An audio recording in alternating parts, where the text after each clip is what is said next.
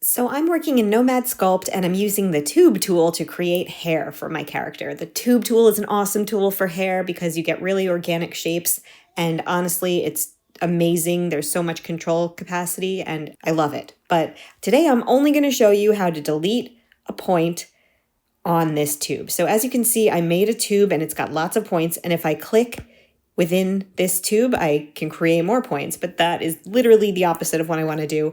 I want to grab a point and delete it. So how do you do that? It's as simple as hovering over that point with your stylus and dragging it to the neighboring point. So either of these X's will do it. If I drag it on top, it's gone. So let's do it again. And look at that. If I hover over and drag, it's as easy as pie. And if I've made a mistake and I want to add one back in, I just select wherever on that tube I want the new point. So it's really great. I love the tube tool and I want to make a much longer video about it. So tune in and join me, and thank you so much for watching.